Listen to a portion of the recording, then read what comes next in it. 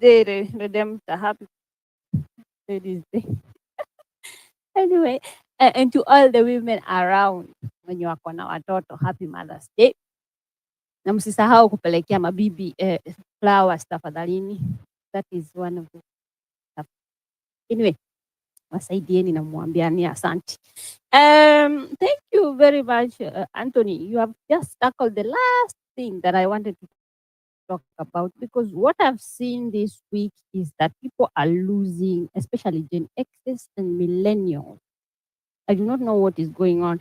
They are going back to their status quo when it comes to politics. Comfortable zone.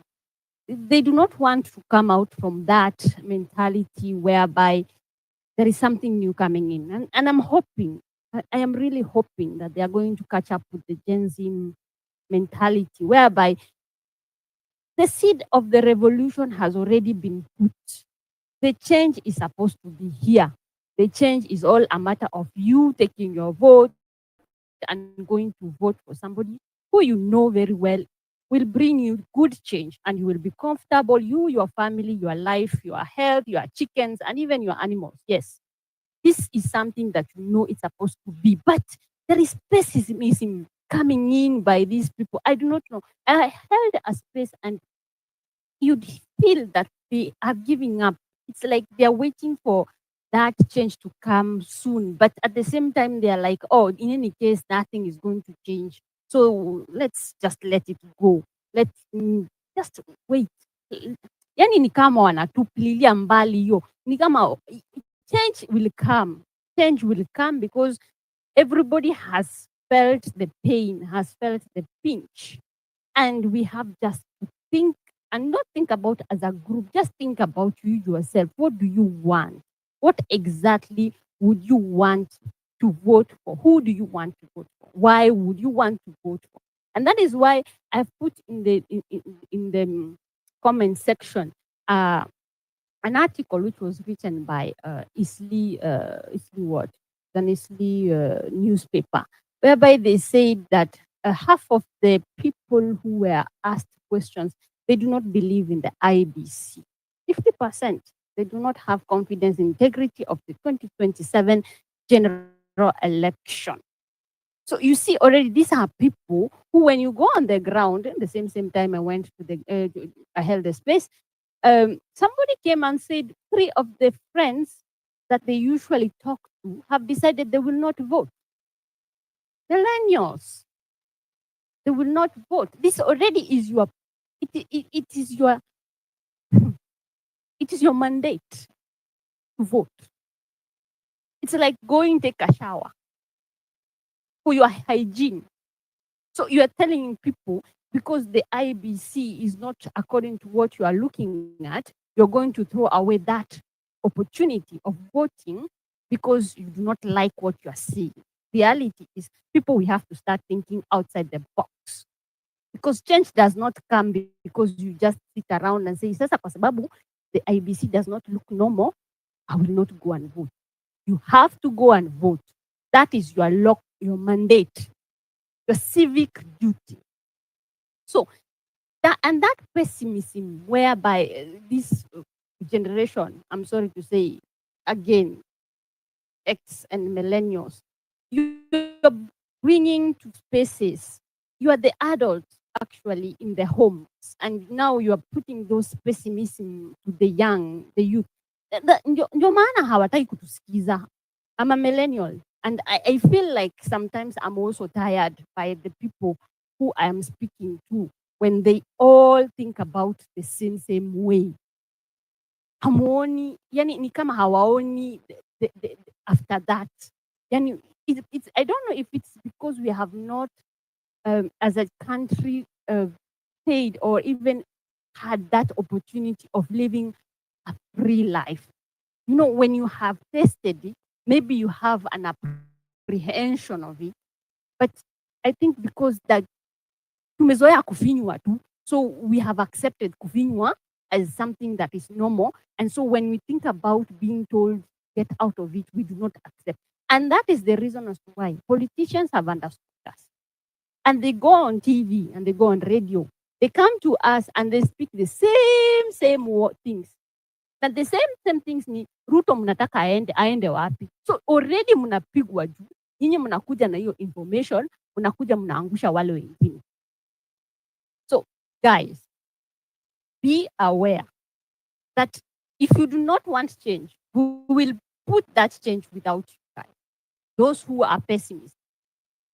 Mutakaa ndani ya nyumba mfanye chenye wale Gen Z na wale wenye believing that their hearts are they really need that change. They really, because the change is here. Change imekuja na nyinyi ndio mnakataa. Wewe mwenyewe ndio unakataa.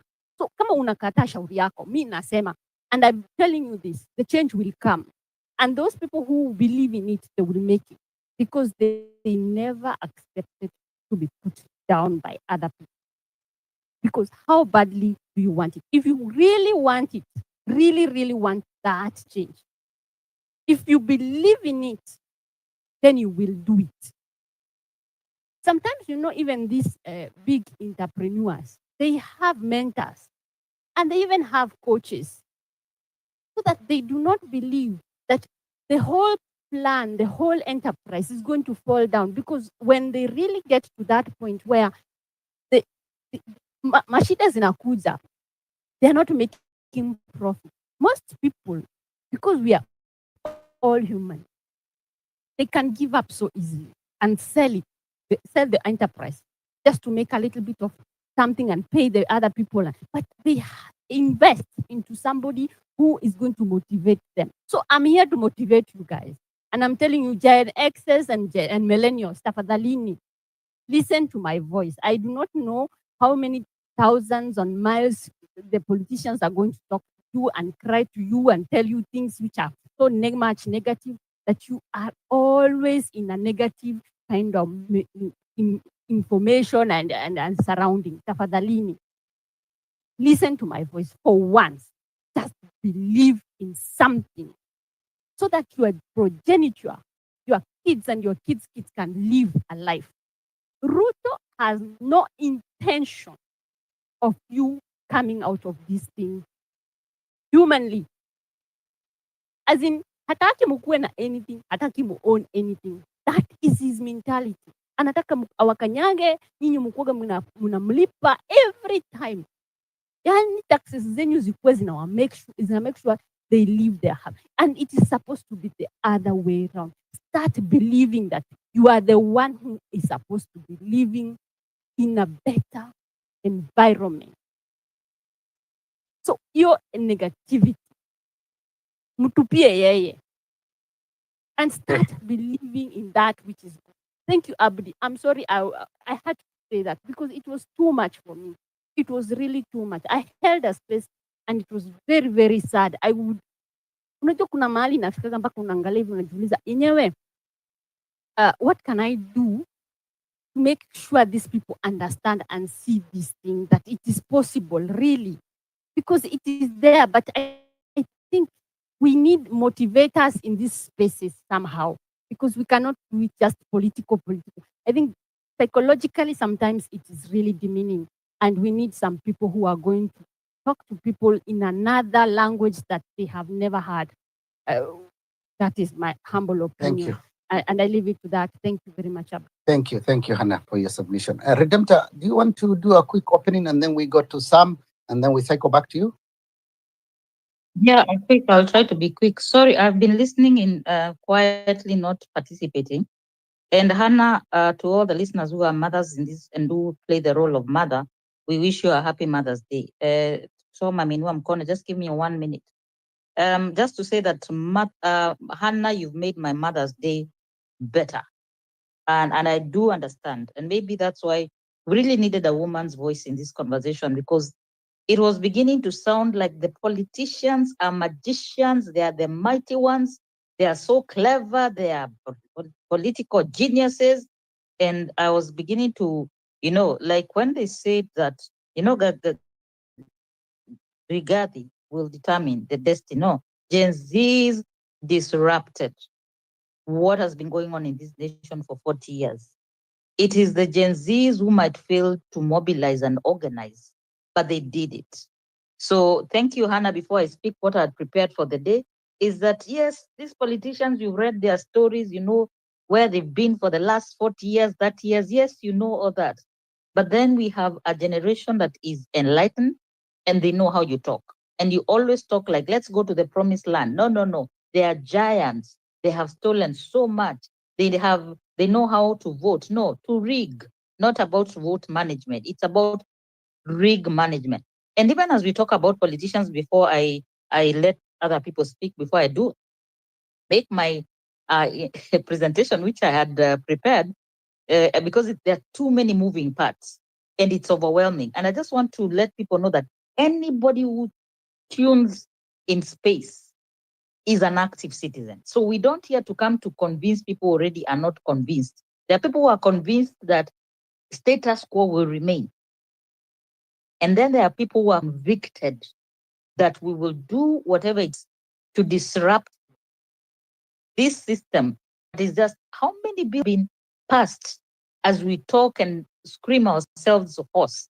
Yes, there's masters, there's players, they are so mighty, but young people died saying reset button. And so I know I listen to people make very eloquent submissions about the geopolitics or political histories, but they fail to acknowledge that from June 25th, Kenya will never be the same again. That Kenyans, the youthful Kenyans converged. And you're right, Hannah, it is the millennials who are struggling more than the other generation. I say that I speak for my generation. They are rooting for their children because what the Gen Zs did not drop from the skies. They came from their homes. They were carrying our pains. They were carrying our cowardice, and they had converted it into courage. So thank you, Hannah, for making my evening better with your submissions, because I was beginning to think we are in a space where we are saying they are mightier, they are stronger, and the memory of the young people is in vain. So I will make my final submissions probably because there are too many moving parts. There are so many players, there are so many interest groups, and what has changed from the way you are discussing how politics work? What has changed is the pain, the economic pain, an enlightened and a woke generation, and hungry Mukamba, and the angry population that you've seen that are we heartless or we very hurt. So I would want to talk about my observations for the week about these moving parts and about how restless they are feeling. All the people who are thinking we are mighty, we are strong.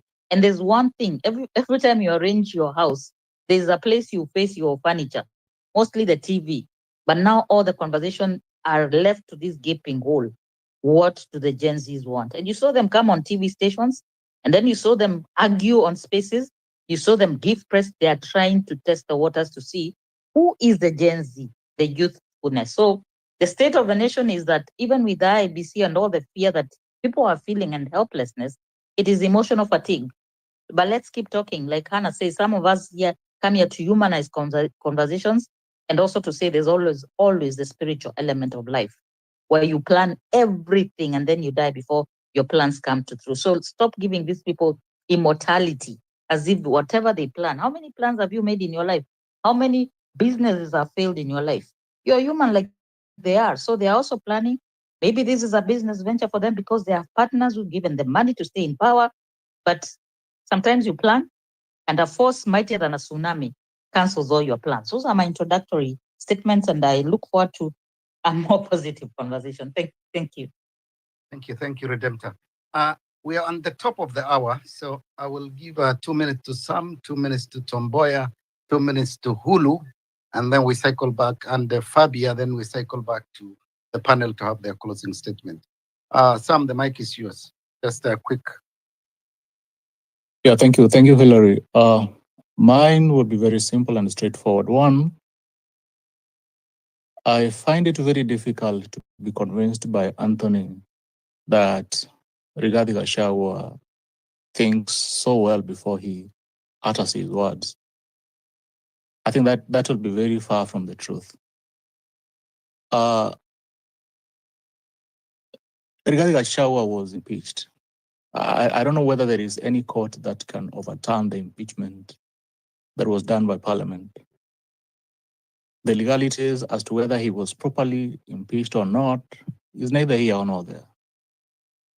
So somehow we are trying to say that the president of the Supreme Court knows the law, and that is why somehow she distanced herself from the case and somehow left it go on without her. That is a fallacy. She knew everything. And she substantively swore the current deputy president into office. So she's part of this game. So trying to imagine that somehow we don't have a deputy president and Rigathi Gachagua remains the deputy president, that is being too imaginative for nothing. Number two, 2027 people will go to the ballot and we are likely to vote in a lesser devil, or we shall vote in the worst of all because people are angry. And we are not going to have anybody dropping from the skies into the ballot paper so that we can take him or her into office. These people, the political players we see now, those are the very people that we shall be voting for. I don't see anybody who is going to emerge between now and 2027 who is so convincing to all of us that we shall rally behind him and vote him in, and he'll be our savior. I mean, that would be too imaginative again. What we should be doing is we should be making our demands very clear. I know the people in office know what Kenyans want. We are very angry. We don't like how we are being treated. We don't like everything that is happening in this government because it's a government of deals and dealings, so to speak. So we need to tone down. We are likely to make a choice in 2027 with a lot of anger, just like we did in 2022. William Ruto convinced people and he told people that the problems they were facing then were purely problems orchestrated by Uhuru Kenyatta and Raila Odinga. And people believed him because people were in a state of despair. We were coming out of COVID in 2002, 2020 going to 2021. So we were in a bad economic state. And someone knew that people needed some hope. So he carried that hope through the hustler movement and people believed him. And the same thing, we shall have someone who will convince us, just like Rigathi is doing, telling us that he's the savior now, and these other political players. And maybe we shall trust them for some reason. So I don't know. I don't see anybody that is gonna come who is so angelic that is going to deliver us from these problems. We're in deep problems and we shall be coming out of these problems bit by bit. But I am very hopeful, and whoever that will be in office come 2027 will know that he needs or they need to do things differently. And I hope that will be the case. Finally, I listened to Dr. Milton. He said that IEBC is a letdown. And somehow I have a different opinion. If I look at 2022, there was the presidential petition, and people were asking court, of all the polling stations that you have, can you show me an example where there is a disparity between what you have from the polling station and what is on the public portal? Nobody was able to come out with a paper and tell us that this is a discrepancy I see here, and therefore this election was flawed. We've come a long way with IEBC. People have invested their brains. People have invested in terms of technology. At least we had a verifiable election. You might not like it 100%, but we've made steps. I can make a comparison with our electoral system and that of the US, for example. Donald Trump does not believe in mailing marked ballots. He doesn't believe in that. He is going back to paper ballots. That is what he believes in, that people must go to the polling station cast their votes, and that vote should be counted from the polling station. I mean, there is nowhere in the world where the voting system is 100% clean. But I can tell you, as the IEBC in Kenya, from where I sit, we've come a long way. And we must not castigate the efforts made by IEBC. Finally, I wanted someone to come out and say, of all the candidates that were interviewed, IEBC candidates, I have an issue with candidate A because how he was answering the questions, his credentials, I don't feel like he can make the fit to become chair or to become a commissioner, IEBC commissioner. I mean, that is the constructive criticism that I'll want to take. But waking up in the morning and saying, that before those guys are Ruto's people, those guys are whose people, what is your contrary opinion to what the panelists put forward? So do you have anything? Did you listen to the interview? Did you listen to how they were answering the questions? I mean, their past experiences. What is your divergent opinion? Can you put it on the table? Not just waking up and saying, I don't like them, just because they were impounded. I mean, their names were forwarded for ascension. So let us tone down. I mean, people are angry, but we can make a decision that is worse than we are in. If we continue being so angry, we don't want to listen to anybody. Anybody who has a contrary opinion is bad, and such like stuff. Thank you, Hillary. Thank you, Redemptor. Thank you.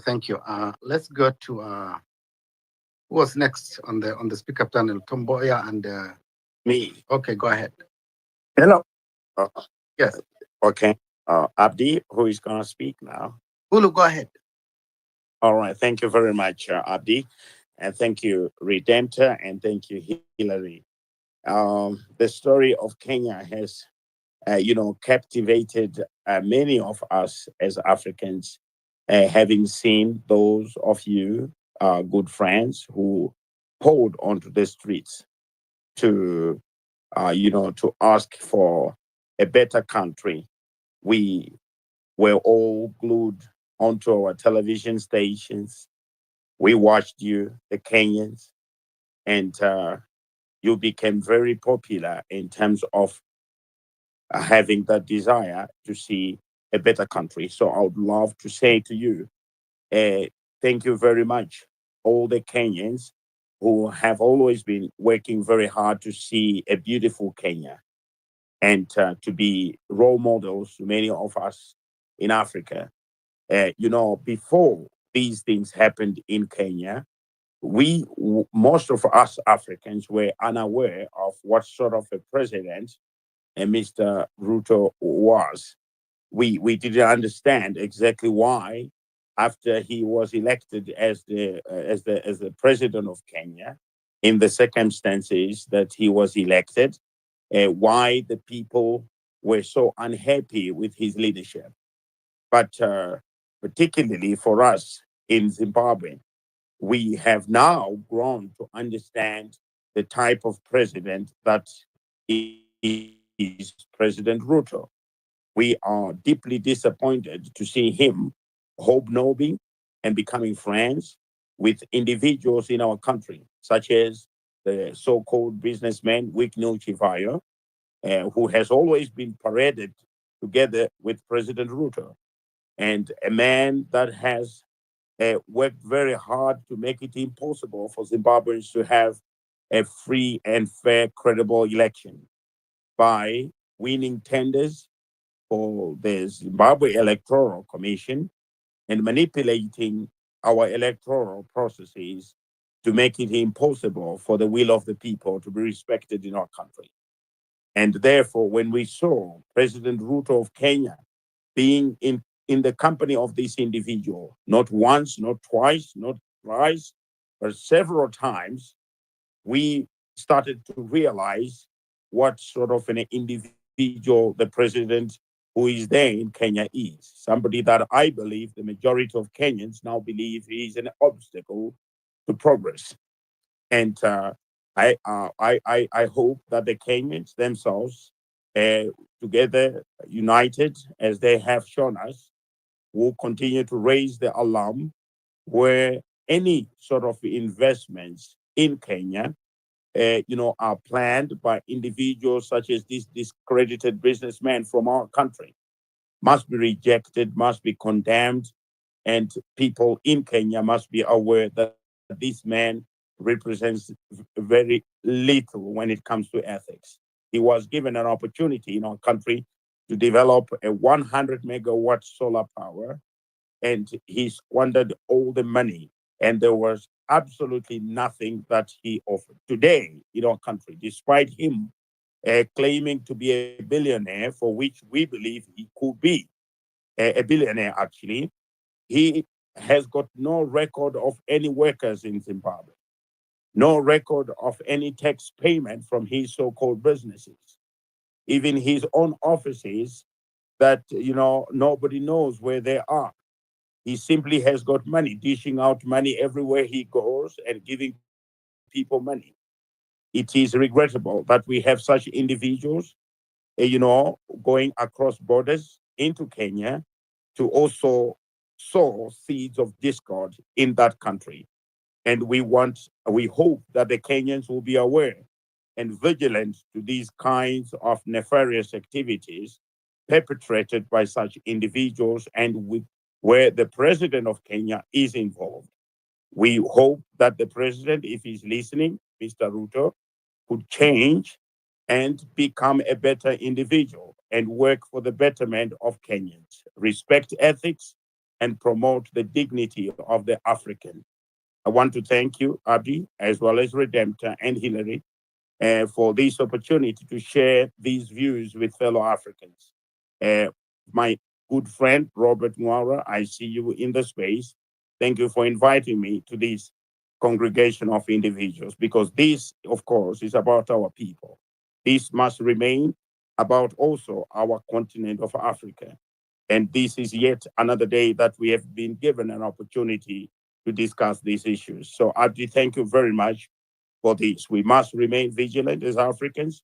We must remain aware that we have a duty to make sure that our continent becomes strong, our continent becomes progressive, our continent is truly independent and prosperous, because we do have the minerals and we can be able to do it. Thank you. Thank you. Thank you. That was Hulu joining us from Zimbabwe. I think your presence is a powerful reminder that this conversation transcends borders, because the struggle for accountable governance, electoral integrity, constitutionalism is a shared African pursuit. What's happening in Kenya is not isolated across the continent. We are seeing regime and a democratic institution weaponize the law, manipulate electoral process, cling to power, but we are all witnessing a new wave of generation refusing to be silent. This is the moment to build up an African front of vigilance and solidarity. Because when one nation stands up, it inspires the others. And when we connect the dots between Harare, Nairobi, Lagos, Dhaka, we move from resistance to transformation. Thank you again, Hulu. Let's continue this conversation. Now I will bring, we're on the top of the hour. Let me bring in Professor Sayansi, is it? Siasa, something, and then we go to Sheila. Thank you. Hello. Abdi, I thought I was next. Oh, Tomboya, go ahead. Tomboya, go ahead. I thought your hand was down. So then we go to Professor, we go to Sheila, and then we do our closing remarks. Thank you. Well, good evening, Kenyans, and happy Mother's Day to all mothers on this platform. I have this to share just to address the state of the nation and IEBC. I'm glad that the three previous speakers, that is Hannah, Anthony, and Redemptor, touched on something that I had planned to talk about. So in that sense, they added flesh on my points. The state of Kenya, we started at a point of information. We realized that the government of the day is taking a wrong direction, and we decided to speak out. The information reached people through different social media platforms. There are those of us who attended Buge la Wananchi, and there are those of us who organized in different spaces on the ground to make sure that Kenyans understand the issues, especially the finance bill. So we shared information on a particular issue and we got a result. It started by saying finance bill must be rejected. It was rejected successfully. Secondly, we came to realize that indeed Ruto is a worst leader for the country. There were 14 points that were shared as to reasons as to why Ruto must go. Top on the list was disregard to rule of law. We succeeded until Ruto himself came to the people and told the people that I concede defeat. Therefore, you have won. The next point was Ruto must go. And we have solved that issue until everywhere I go, you ask people, who do you think we should vote as the next president? Some people just tell you, of course, I will not vote Ruto, but still I don't know. But some of them say, at least someone they think should be voted. But as we speak, majority still do not know who they are going to vote. So we also won on Ruto must go. What I think, the world is continuing and Kenya is not at a standstill. The date for the next election is obviously coming, whether we prepare or not. We've done a lot of work keeping, communicating, and educating people on platforms like this. But where are we really headed to? I think a time came that we had to start organizing. At this point, I really advise us to intentionally move to the next step, organize to take political power. It's very unfortunate that the state of the nation currently, we are at a situation whereby everybody who was passionately on this platform, who made sure that Kenyans are informed so that we win on reject finance bill, we win on making Kenyans believe that Ruto must go. Right now, we are against any person who comes out and they speak, they are ready to take political power. We are against them. We find ourselves branding people, project, a sellout, and many kinds of adjectives that we give them. Also, I believe that as we organize to take political power, we need to start campaigning. And we campaign on issues so that at the end of the day, we also win on one point that I'm very passionate about. If at all for the first time, the people of Kenya could make a finance bill to be rejected, if at all for the first time, people of Kenya, just before 3 years in power, can agree that Ruto must go. Why can't we agree that drain the swamp is possible? Why can't we agree that it is possible to reset this nation? Why can't we agree that we can campaign on this issue and make Kenyans believe that indeed we must never take more from these political elites, these tribal kingpins that have made us to go through a vicious cycle, that always in election, we have to choose between the worst and the bad.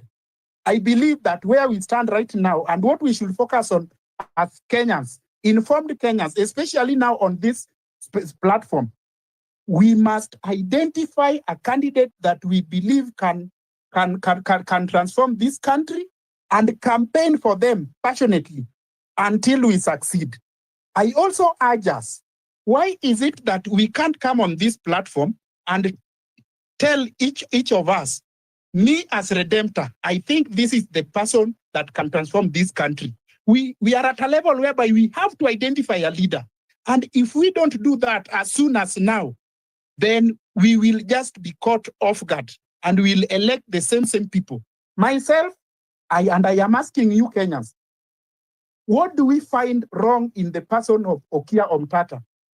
Because for a fact, we have said that we do not want the politicians that have always been around, that pulls us to our tribes so that we make decisions based on our feelings, based on through a brainwashed mindset. What is wrong with the person of Okiya Omtata? So I'm just starting by giving an example. Personally, I believe that Okiya Omtata, when he takes power, he can transform this country because He believes on the rule of law, and he has proven it. He has also proven that he's a person of integrity.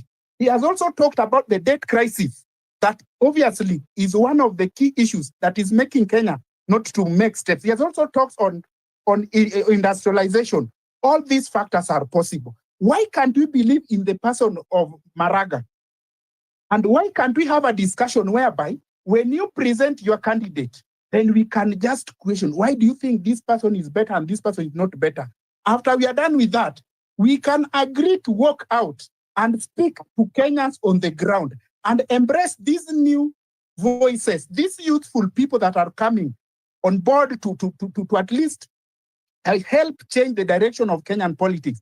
I believe it is possible. Why are we mark timing? Why are we not in agreement that such a person can take leadership of the country, and so that we transform this country? So that is generally where I'm ending, and I hope going forward, I hope going forward we can start having a conversation on who is going to be the next president of Kenya. Thank you. Thank you, Tom. Professor, the mic is yours. 2 minutes, please. And we are doing a closing remark, and then we bounce back to Sheila, and then we just cycle to the panelists for closing remark. Thank you. Thank you very much, host. Greetings to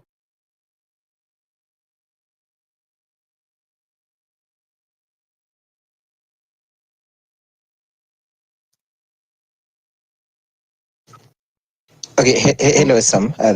Thank you. Sheila, we lost you. Can you hear me now? Okay, yes, go ahead. I was extending my appreciation to our fellow Africans that are supporting the movement in Kenya. I'd like to say, first of all, everyone who's saying Sijui Gen Z, Gen X, millennials, it's no longer any generation. It is all of us. And the fact that we are all not taking the same steps to ensure that we want better leadership, it does not mean that we are not together. First of all, it's a rainy season right now. There is no generation that is using a special road. Every generation, Gen X, Gen Z, Gen Y, everyone is using a flooded road. Everyone is complaining. There is no one who's satisfied about leadership except those people who are getting favors or who are getting money from the government. Those are the only people who can sit and say they're satisfied, who are not even 1% of the Kenyans. So all of us are suffering, and I want to guarantee every Kenyan that's on this space that we are all feeling the pinch. There is nothing like Gen Z anymore. There is nothing that like millennial anymore. There is nothing.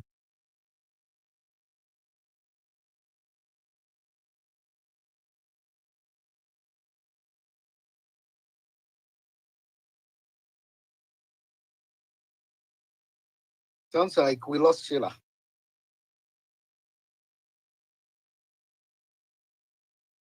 Sheila, can you hear me? Let Prof go ahead. Okay, let Professor go ahead. I think Professor dropped probably. I just bring him back. Meanwhile, let's give, I see one speaker that, what is the name? Abdul Rahman. 1 minute, please. Rashid.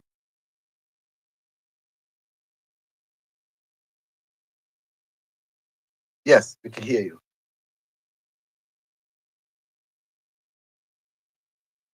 That have been made earlier. But I want to dismiss some two notions, not in a bad way. One thing, I would like to state that revolutions everywhere in the world are always triggered by angry citizens. Now, the worst move that the Gen Z movement made were emotional decisions. Like we went for a revolution when you are fully emotional, not really well equipped, knowing that money is usually used by politicians at the center stage to actually place cards or overturn cards on the table. And that was the worst mistake that we ever did. Why do I advise or urge we Kenyans to actually move into the ballot revolution come 2027 when we are angry. When William Ruto actually came came all through his journey since 2017 to 2022, he actually played with our emotions. We made our decisions to actually elect that government into office out of emotions. We felt that the economy during the Uhuru regime was not performing. The currency was not performing. Actually, corruption was at its peak. But who was actually the thief in that regime? You look at all the scandals, the sequence of scandals since 2013 or during Ruto regime, come 2017, and the thief inside that regime, just as the way we know him, actually manipulated our emotions. Therefore, I think the best decision that we can ever make as a nation is to go to this election as a revolution, as angry citizens who actually want to get their power back into their hands. Why? The elites are regrouping. I do agree with many that Justice Ruto is not an option. I also don't think Wamunyoro is in any way better, a better option for us on the table. But now the question is, do we have the ability, do we have the capacity actually to drive a revolution with maybe a neutral or a new candidate on the table? And in many dimensions, I would say no. But we would actually be able to control a government when we have the numbers on the ground, numbers in parliament, numbers in county assemblies, numbers in the Senate. We can be able to control a government when we are actually able to form the basis of that government when it comes to the composition of members of parliament and senators. Why do I say so? We cannot run away from the reality that the elite power theory usually forms the basis of our politics as Africans, and therefore when money will be put on the table, probably we will not be the best competitors actually to be on the table as young people. Then what should we do then? We should actually mobilize our troops, mobilize each and every young person, and all inclusive citizens who actually have the goodwill of good governance in this country. Make sure that we have enough senators as young people or people of rational thinking or people with a straightforward agenda for this country. The same happens to the National Assembly. And by that, we are going to form the basis of our politics, the nature of how we do it, and make sure that Ruto actually does not become a one-term president, but becomes number one in everything, just as Wamunyoro says, and we liberate this country from the hands of the dogs and the thieves in this regime. Thank you. Thank you, Professor. I think I totally agree with you. What we are witnessing is a spark of a ballot revolution. I think when citizens get angry, as you said, and organized, no force can stop them. The pain is real anyway. I agree. The betrayal is deep, and now the people are saying enough is enough. But let's be clear, and this is very true. I will take this bit, which is the elites are regrouping, trying to rebrand, recycle themselves. But this time we are not buying it. The game has changed. Angry citizens are no longer begging for change. We are taking it to the ballot. Let the fear of an informed and united electorate is what is causing them the jittery. Having said that, as we come to the close of this enlightening conversation, I will give the mic to there is a guy, Abdirrahman Abdirrashid Adan, 1 minute. And then Sheila, we are coming to you. Thank you. Abdirrashid? Okay, I think Abdirrashid is not there. Sheila, go ahead. I see your hand is up.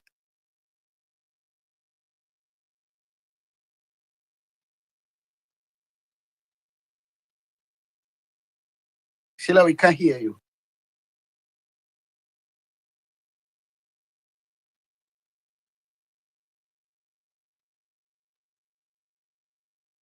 Let us do the Okay, so closing we can't remarks. hear Abdi. Sheila. Yeah. Sheila, we have been losing you on and off. I will do our closing remarks. So I'll bring Dr. Milton. Dr. Milton, the mic is yours, and then we go to Anthony. Or Anthony, you can start, and then we go to Dr. Milton. Thank you. Thank you, Hilary, and Abdi for always hosting this space and your consistency. My last remarks will be very direct. If there's this old adage that if you want to move fast, you move alone. But if you want to move, the old adage is if you want to move fast, move alone. But if you want to move quickly, move alone.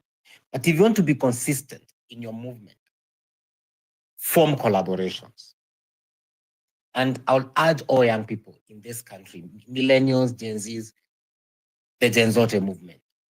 It is a high time we start seeking collaborations. There are very many young people in this country, and they are spread across in the villages. Those are the people we ignore, but there are so many of them.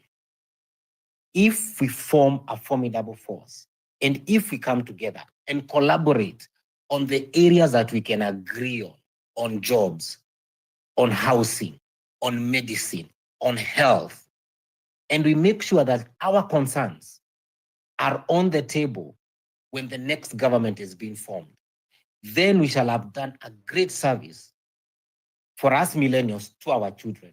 For the Gen Zs, they will have done a great service for their future because they are the ones coming out of colleges and they are the people who are looking for employment. That is what we will do for this country and for the entire republic of this nation. We shall have done them the good service of saying, for once we delivered a country that is governed on ideology. It is not going to be an overnight success, but we shall be the generation that brought Kenya to a point where we say, never again shall this country move at the masses of the elite. Now we shall start moving as a nation. And I'm not saying we exclude the elite from this republic because they are part of this republic. But what I'm saying is that we need now to include the common average citizen. And this is what the Gen Z as Redemptor said. This is the moment the Gen Z passed to this country. But where we feel, is that this voter who's fed up with this government, this voter that is saying Ruto must go, where are we directing them? If we allow the same elite to form a government, to form a group that will end up on the ballot paper, we either need to figure out how we shall be on that ballot paper as a political party, or an independent, as people say. But most of the time, history has shown that political parties form governments. Independent people don't. As we move to the next elections, who do we collaborate with will be the question going forward. And if we don't want collaboration, how do we form a political party that espouses our beliefs and our ideology? Because whether we want it or not, 2027, we shall go to the ballot. Whether we want it or not, political parties will be on the ballot paper. And whether we want it or not, most people who go for leadership end up identifying themselves with political parties. The question is, who will best listen to the grievances that we have? That is where we need to put our effort. That is where we need to put our energy, and that is where we need to make our voices count. To the person who will listen, welcome us, and say, let us move forward together. We might not achieve the new Kenya in 2027, but we shall have set the ground for that new republic to be born going forward in the next elections. So let us work together, let us seek collaborations, and let us move forward. And I've always come to spaces, and I've always wanted to be very honest. I have not met Rigathi, sorry. I've met Eugene Wamalwa, I've met Kalonzo Musyoka. This coming week, I think I'll be meeting Martha Karua. And those are the things I would want us to discuss. Jobs, education. How does the youth voice become incorporated in this new formation of this movement? Because our voices must count for something. what happened in June 25th must count for something. And that is the path I chose, and that is the path I've been consistent with. I know some people might not agree with me, but I choose consistency over anything else. Those are my parting shots, and I seek collaboration, and I know eventually we will get somewhere together. Thank you very much. Thank you. Thank you. Dr. Milton, the mic is yours. Thank you.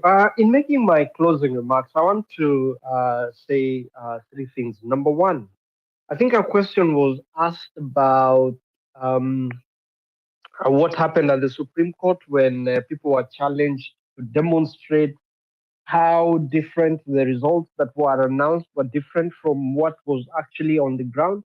I would want to say this, that you can only, if you went back to the public portal, and I want to say that for your information, that portal is not accessible anymore, which is a violation of the rule of law.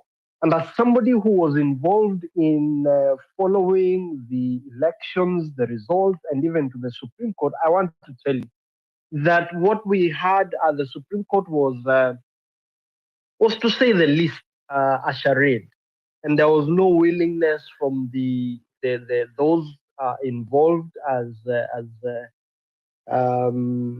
arbiters. There was no will, and we can demonstrate that there was monkey business that went on. But I don't want to get into those details.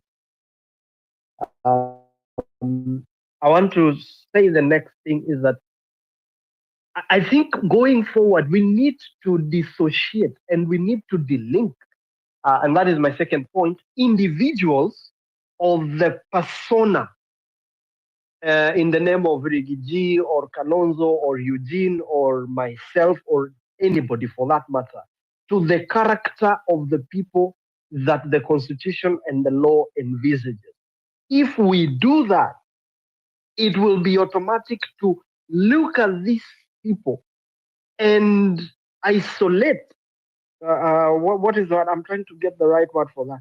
We will be able to fit the persona based on the criteria that the Constitution has given. And that way, we are not going to be confused about whether it is Rigiji or it is Milton or it is Abdi or it is whoever.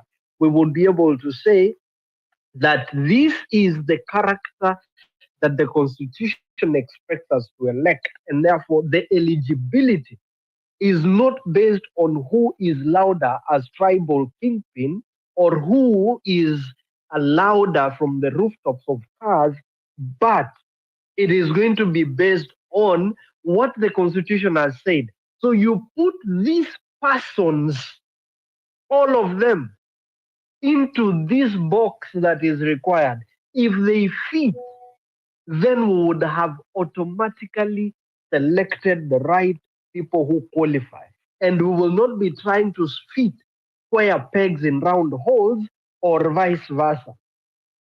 And I would encourage that we look at it from that perspective, so that whether it is Maraga, whether it is Matiangi, whether it is Rigiji or whoever it is, they would be able to be, if you don't fit, you don't fit. If you fit, then you will be as a round peg in a round hole and not trying to fit a square peg in a round hole because this is what we have. We must be able to use the Constitution as the reference and as the guide. And finally, I want to speak to the issue of the constitutionality of what has happened with Rigiji and the decision that has come from the Court of Appeal. Good people, we have to mobilize ourselves against these people because we know what they represent and we know what we don't want. If we are able to do that, and when we do it faithfully and with the fidelity to the Constitution, we will not struggle to come up with the right candidate. We will not struggle to know that this is a competition between or amongst people that who meet the constitutional threshold. And we are not saying that we are mixing wheat and chaff, and then now we are struggling to say, okay, let us choose the lesser of the evil. We will not be going anywhere. As a people, we must reject in total people that who do not represent, who do not fit with the constitutional edict that the law expects our leaders to be. We will have left this country. The power of chance will be left to right against right, as opposed to having to choose between what is good and what is not good, or what is good and what is good enough. We have to be very, very loyal to the Constitution and not to the individual. People must be able to reject Milton because he does not fit the bill, not to consider Milton because he is the lesser evil, because we don't have anything better. We can actually achieve the best because Kenya deserves the best, because we have a blueprint that defines, that helps us to identify the right person for who they are and not for what they are not. I think that is what we have to continue doing. And Hillary and Abdi, I want to say this. If we could try and engage outside of these spaces for the 6 days that we are not on the spaces, we would be able to have a greater impact. I know we stand accused because we have said things that we have not followed through. Can we try? Could we make an effort to try and make one extra step beyond what we speak and what we do on Sunday in the 4 hours or 3 hours that we are active on the space? I think our impact would be felt. And I have to salute everybody that we have remained the most consistent space. Some that have come with short-term objectives have fallen by the wayside. But we need to make our space count. And we want to send a strong message to those people who are listening anonymously, including the one that represents everything that we are rejecting and we want to go. It might sound abstract in my closing remarks, but I want to be very, very deliberate in being abstract at this point. Where we will get it en masse is when we get to the detail of, are we ready to move? Are we ready to take the bull by the horns? Because that is the only thing, by the way, tumebakisha. Kitu tumeshamla ng'ombe mzima, amebaki mkia. Huu mkia hautatushinda iwapo tutazamia jambo hili na iwapo tutavalia njuga swala hili la kuhakikisha ya kwamba tunapoenda mbele sasa, hatua hii tunaichukua vipi? Ni nani tunaenda naye? Ni nani tutamhusisha? Na njia yetu itakuwa ni ipi? Tutatumia gari gani? Tutatumia ndege? Tutatumia meli? Tutatembea kwa mguu? Hayo ndiyo masuala ambayo ningependa sasa tuanze kufikiria, tuanze kuyawazia, tuanze kutekeleza. Tusiwe watu wa kupanga, kwa sababu pande ile ingine wanapanga wakitenga, wakiendelea kutuambia jinsi ambavyo hata wanazungumza na watu. Sisi tuonyeshe tofauti kwa njia ambayo tutachukua hatua za kutekeleza matakwa ya Wakenya. Shukran, Mungu awabariki, Mungu aibariki Kenya, na happy Mother's Day to all the women in this space and all the women of Kenya and the world. Mbarikiwe nyote, shukran zangu za dhati. Thank you, Dr. Milton. Redemptor, your closing remarks, please. Thank you. Hey, Dr. Milton, umeniangusha bwana. We have just been told to collaborate. So I am a collaborator of this show, and I really do appreciate your consistency. But just like you, every Wednesday, without fail, even if it's 2 people, I keep the conversations going. When these conversations began, I used to introduce myself to the young people because they were mostly dominating the spaces, and I would say, mimi ni mtetezi, mwandishi na mzazi. And allow me just for a minute, because this is a special day, to talk as a mother. Naongea kama mzazi niseme, on this Mother's Day, sometimes we come to space and we talk about emotions as if it is a bad word. How you came into this world is science, biology. But why is because of emotions. Your mother and your father, emotions were involved. unless your birth circumstances were complicated. So let us not demonize emotions. The generations that come here, last Sunday, we hosted the Emeritus Chief Justice on your show, and people kept coming here and starting to argue about, don't mention Gen Z, there's also this. No, Gen Zota belongs to this person. I think we must acknowledge that when a phrase becomes popular like Gen Z, I don't think the intention is to exclude the pain we feel as a nation for those who are active citizens because of pain. There are people who are active citizens because of pleasure. They come here every time to justify the pleasure they are feeling from being in power. And I would say, as a nation, where we have failed is because of a phrase I heard from a young person. He had gone to a prosperity gospel church and he had taken his wife there, was not interested in going to that church, and came home, came to my house for lunch. And I said, how was church? And this young man said, well, it was about show off. And what the pastor said is, I am bowling and you're not. And if you don't understand the sheng, bowling means I'm loaded and you're not. And I think our leaders have been telling us, I am loaded, I am rich, I am filthy rich, and you're not. But my very existence is because you vote. But I'm still going to gloat that I am loaded and you're broke. I am so rich and you're poor. And that is where they failed.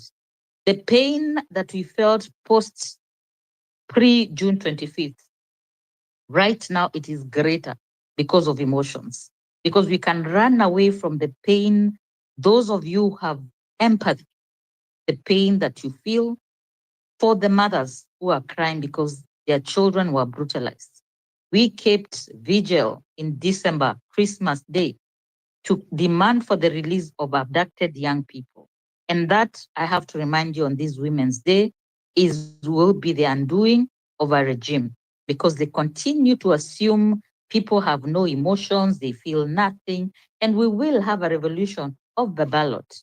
It will happen because the mothers of this nation, everywhere you go, if you talk to a mother, they tell you the pain is unbearable. We can talk shop, talk big words about bills and let's do this, let's collaborate, but we must stop and acknowledge the pain in this nation is inflicted by people who are mandated to protect, not to hurt. So I leave you and congratulate you for keeping talking. Boya, you've made very valid points. I will approach presidential candidates and I will bring them to my show on Wednesday, which is a chilled space. They will be patient there. And the whole purpose of that conversation will be for them to tell us who they are. Because people have talked, they want to know the blueprint they have to liberate this country. At the end of the day, I've told young people in this nation, when you hear the voice of the person you support, you will know what their intentions are. And that's why there's a lot of helter-skelter. And to the young people, my last submission is this. There's been a lot of fightings online. That's you live by the sword, you die by the sword, you are formed by social media, you're fighting the social media. But I'll say this, the reason why there seems to be a cancel culture is some of you are becoming to get entitled because of your generation and say, I am the leader of the Gen Z. Nobody selected you to be the Gen Z. So as we get close to June 25th, there's a lot of fear because the ruling class have assumed we forgot and we moved on. And the young people of this nation have a greater responsibility because they will outlive our foolishness. For when we fight about things like phrases, oh, it's not just them, it was us. Kenya, like 1254 says, deserves better. And we live this evening, if it's evening where you are, the time you're at, saying we converge every day because some want to convince others, but some are already convicted that Kenya needs to be liberated. We are in a bad place. But guess what? The resilience of the human spirit, the resilience and determination of a Kenyan spirit keeps us going. So for all those who are doing great things to make this country a better place, we applaud you. And my very, very last thing, this is the role of a midwife. It was not for a midwife, some of us will not be here. And we are lucky, and I know you're going to shy away from this, me saying this. We take for granted the judges of this country. We take for granted the women in leadership.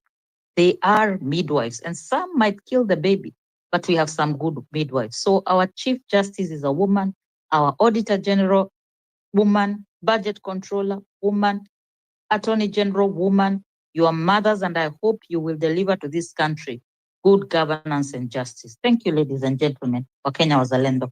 On this Women's Day, that's why I've made that special. I'm not here to say we need special treatment because we are women, but our nation is in the pulse of what the women feel. And on behalf of mothers of this nation, our young people are suffering. It's time to give them a break and give the odds are stacked up against them. It's time we stop criminalizing them, speaking on behalf of them, infantilizing their conversations. Na wale wako na kiherere pia mtamenyana wenyewe kwa wenyewe, but at the end of the day, we pay tributes to all the young people, the old people, the children who continue to be brutalized when people are juggling and fighting for power. Power belongs to God. Asanteni. Thank you, Redemptor. Thank you again for your submission. I think, thank you all for staying with us through this urgent and unfiltered dialogue. What we have had today is not just frustration. It is the sound of a nation refusing to be gaslit any longer. I think the IEBC crisis is not isolated. It's a part of larger pattern of calculated disruption, where power is hoarded, institutions are captured, citizens are treated as bystanders in their own democracy.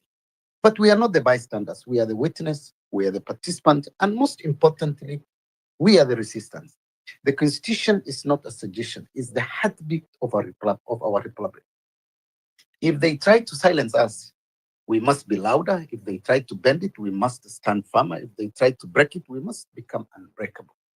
This space has reminded us of one thing: democracy does not die in one day. It dies in silence, in apathy, in the comforts of waiting for someone else to act for you.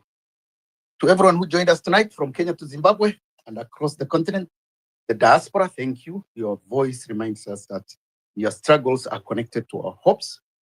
Our hopes are shared, and our liberation must be collective. So tonight, I challenge all of you not to just to react, but to organize, to educate, to mobilize, because fear most is what they fear most is when they control. It's not when we are building together. Thank you. Stay sharp, stay bold, stay united, and above all, stay awake. See you next Sunday. Asanteni sana, as we wait confirmation from the Wamunyoro team for the next weekend to speak to Kenyans. Thank you again. Happy Mother's Day, everybody, every mother, every girl, every lady. And we really appreciate you, and we really appreciate your presence. As a Pressure Point team, we want to thank our host today, Abdi Demta, and all those who joined, Dr. Milton, plus other speakers. We want to say that we are here every Sunday, and every Sunday we have to have this conversation. I know today we are reflecting about the state of the nation and the role of IEBC in Kenya, and this was a very crucial and a topic today.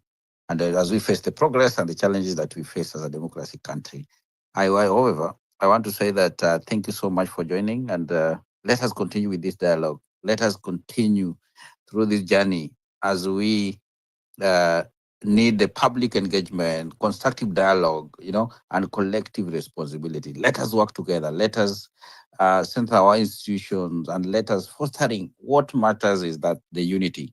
Let us be united as Kenyans. Let us have this conversation as much as we can, and let us focus as we bring change to our country. What are you doing? What am I doing? Let us keep it alive all the time. Pressure Point is always here. When you have something, let us contact us directly. We can know how to do it. If you think that you have a speaker that you need to come on board, let us know. We will do that and make sure that they are here with us all the time. Let us keep it alive. May God bless you. A wonderful night, a wonderful morning, a wonderful day. Until Sunday again at 7 p.m. Kenya time. Bye for now and today.